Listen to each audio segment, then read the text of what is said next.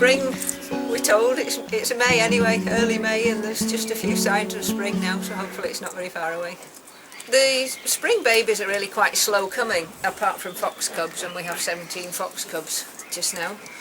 With a few young garden birds, blackbirds, a little robin. We have had quite a few collared doves. We've got the first young tawny owls as well. I think we've got 5 fox cubs in this group.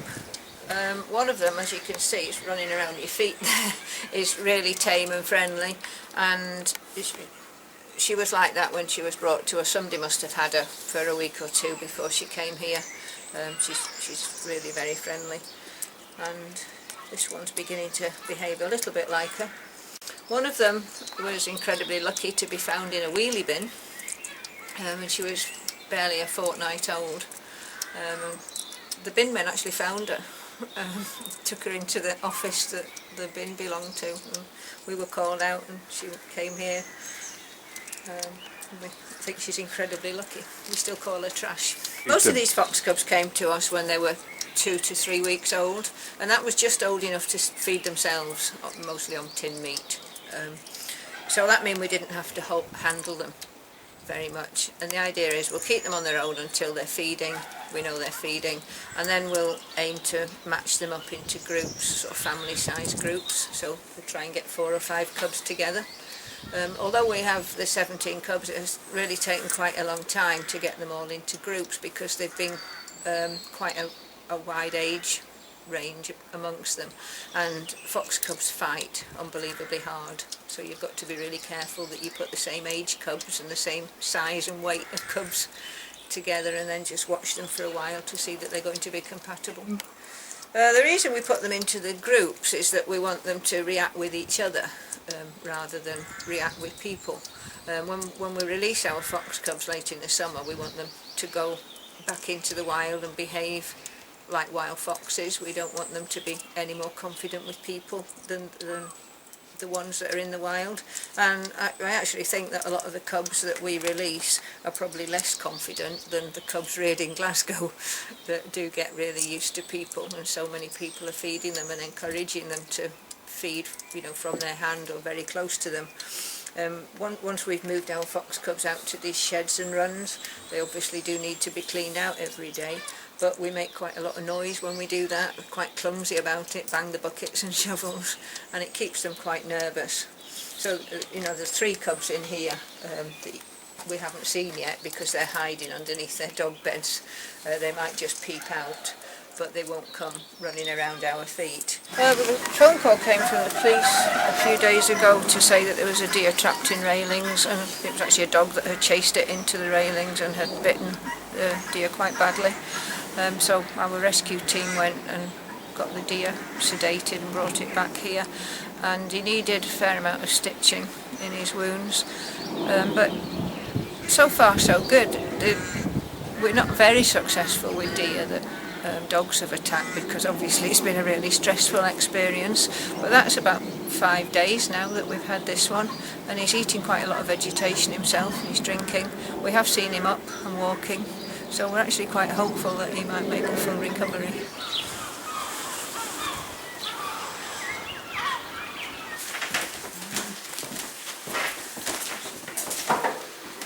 The older one, see if we can get it to come. He's a blackbird, young blackbird. He was a cat victim. Came from Fintry a week ago. It was quite an effort to get him here. The lady who took him from the cat couldn't bring him, but one of our super volunteers went all the way to Fintry and brought him to us. He wasn't too badly injured, but he did need antibiotics, because any bird that a cat has had needs to get antibiotic treatment. He's just at the age now where he's showing an interest in starting to pick food up for himself. Oh, he'll go back into the wild, yeah. Maybe coming up to 3 weeks now. He was just... He can, yeah, he would be able to fly, but most birds can fly before they can feed themselves. So we have to make sure, you know, he's been hand-fed up until now. He's been begging for food. Now he's got to learn to pick food up for himself. and that's one of the reasons why we have a turf of grass there, because as soon as you give them that, they start pecking at that, which the natural behaviour kicks in, and they start finding bits of food for themselves. But we'll keep them in here in a cage until he's feeding himself quite confidently, and then he'll spend a week or two in an aviary, and hopefully we will have some other young blackbirds by then.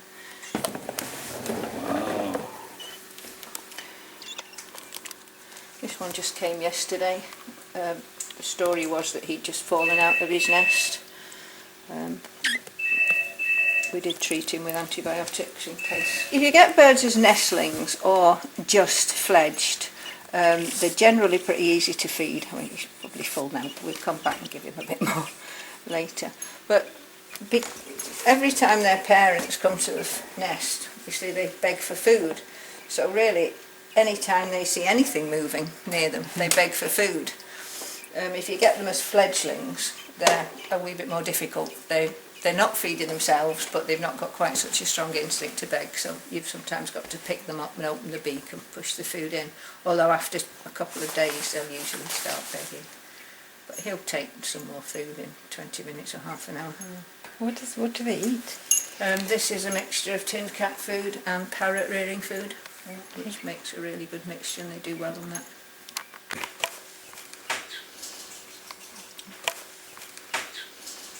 Yeah, they're lovely little things. Of course, Robin's our thrush family, so they're really spotty when they're babies. He only came in last night and a cat had had him. Well, I don't think he will. He won't beg. No, you've not quite learned to do that.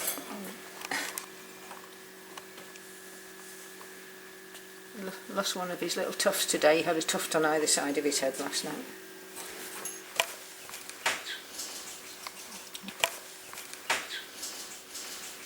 I'm just having to encourage him to feed. He's getting the idea.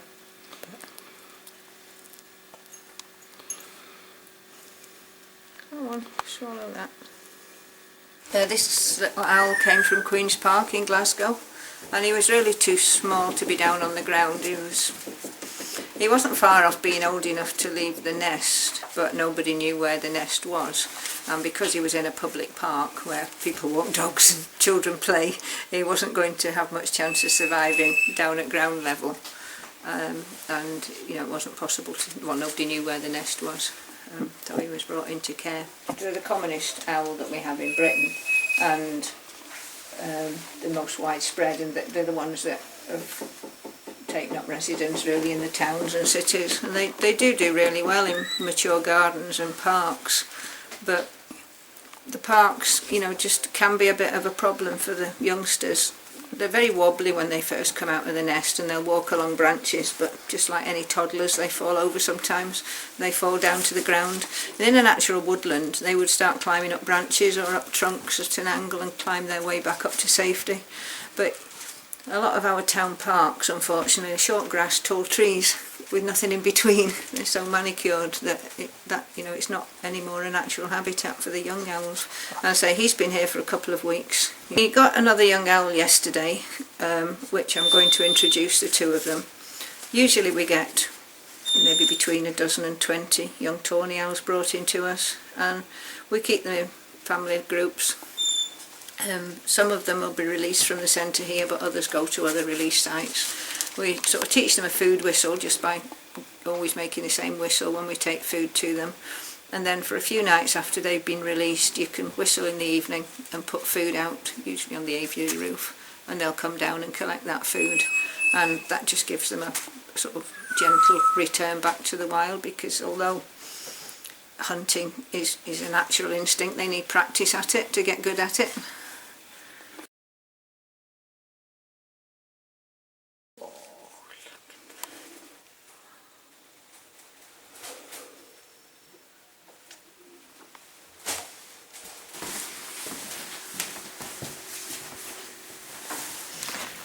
This nest full of rabbits was apparently dug up by a dog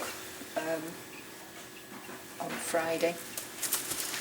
And they're actually at a really tricky age. As you see, they're quite active, they're jumpy, they're nervous, but they do need milk still, so I'm having to get hold of them twice a day and give them a bottle feed. Some of them have got to quite like that, but some of them are still not very keen on it.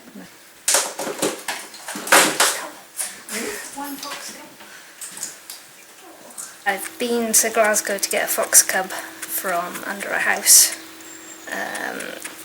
Probably fallen into what used to be a cellar after they'd had some plumbing work done. So he'd fallen in and got stuck. No way of getting out, so we went down and crawled around through all the little spaces down there and managed to get him out. So it was quite a small area to work in, with lots of crawl spaces and things, so he obviously knew where he was going, but it was quite difficult for us to move around quickly. But he looks alright. He's been down there a couple of days and we've been feeding him. I'll keep him on her or him on his own at the moment, just to make sure that she gets enough food and water. Just pop her in some. Goose apparently has lived on the mouth of the River Doon with a pair of swans for 4 years, very amicably, and it's helped to look after the cygnets. It just seems to have been a remarkable story. And this winter the male swan has disappeared and another pair have come in and sort of started breeding, but the goose and the swan have been inseparable.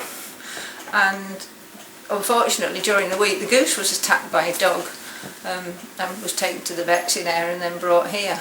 And people, you know, who've been taking an interest sent me some photographs, and there's this goose with the female swan and cygnets. It's really a remarkable story. So they're obviously really keen that the goose goes back to join the swan that is now on her own. So it'll be really nice when we get to take it back.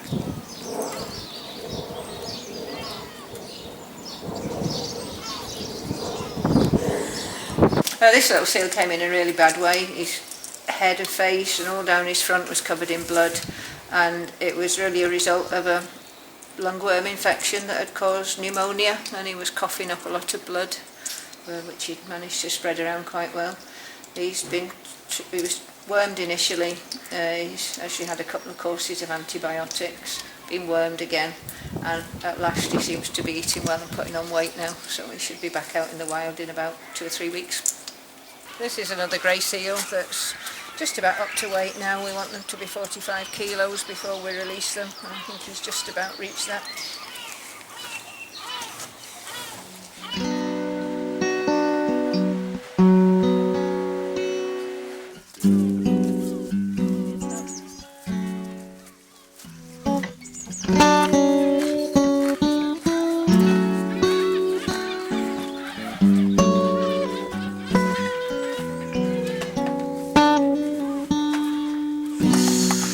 Youngest badger, he'd been beaten up and he had a broken hock joint. It kept dislocating. Now, it's not impossible that caused them to go down in condition and why he was beaten up. I'm a volunteer from Holland, and I'm here because well, I finished my studies and I wanted to do something else for a change, so I decided to come here. I like animals and I like working with them, and it's calming in a way, I think. Yeah, I like it very much. I put 2 small leverets that I'm hand feeding, just twice a day. In the wild they only get fed once a day, but we like to try and get as much weight on them as possible. But they're very, very nervous, so we try and keep them nice and quiet. They're getting a replacement milk called Simicat with some probiotic in it, which just helps their digestion. It's still a little bit hot, so we're just going to get them out.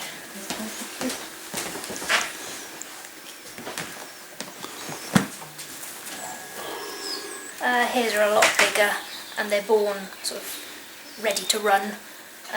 Rabbits are born naked with their eyes shut and they'll keep their eyes shut for a couple of weeks, whereas this one here is only about a week and a half old. So they're born pretty much ready to go, all furred and eyes open. They are quite slow to develop.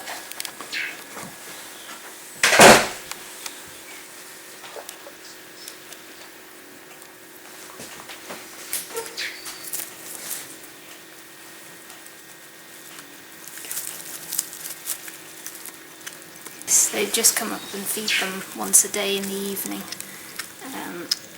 They place the leverets in different parts of the field during the day, and the leverets just sit quietly waiting for mum to come back.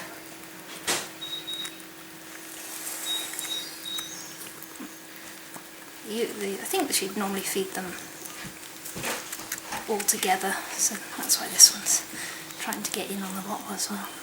I've always wanted to work with animals, and I came here to volunteer after university and just ended up staying. So I've been doing this for about 7 years. Can't think of anything else I want to do now. Well, normally we'd have quite a lot of baby birds, probably a few more rabbits,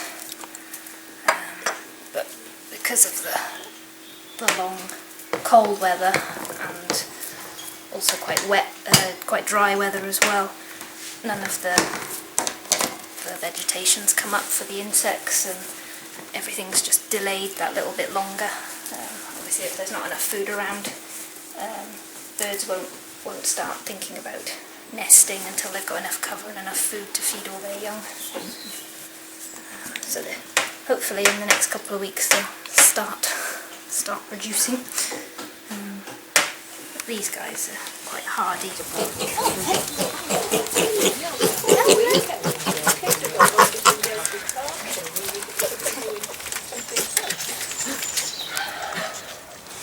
Terence is a wild boar cross old spot, Gloucester old spot piglet. His mum and siblings died, so we're taking on the responsibility of hand rearing him until he's big enough to go somewhere else. This one was brought in a couple of days ago with a broken leg.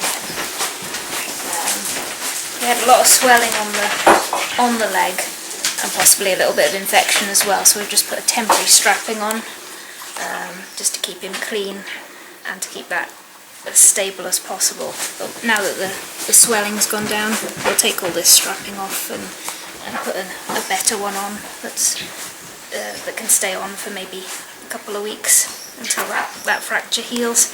And he's on painkillers as well, but he is feeding himself, so he's quite happy.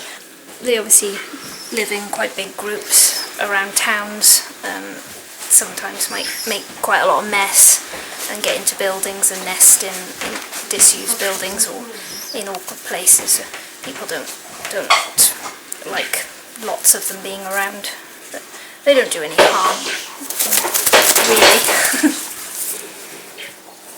This one's just a baby, he's probably about 4 weeks old.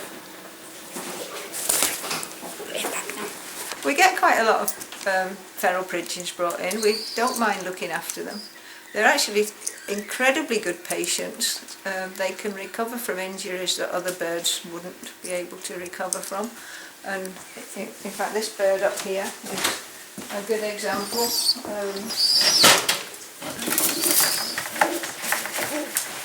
She's been with us for nearly 2 months. She'd been attacked by a sparrowhawk and had actually been half eaten by a sparrowhawk. I think you can see here the extent of the damage. Where the bare skin is now, there was no skin. That was just an enormous wound. Quite a lot of the muscle had been eaten. We decided to give her a go, and we've been treating her with manuka honey each day. And as you can see, she's now able to flap her wings. We weren't sure if she was going to be able to, because there was quite a lot of damage at the top of her wings. She can flap her wings well. The skin has still got a little bit of regeneration to go here, but feathers are growing in, and she's going to go back out to the wild.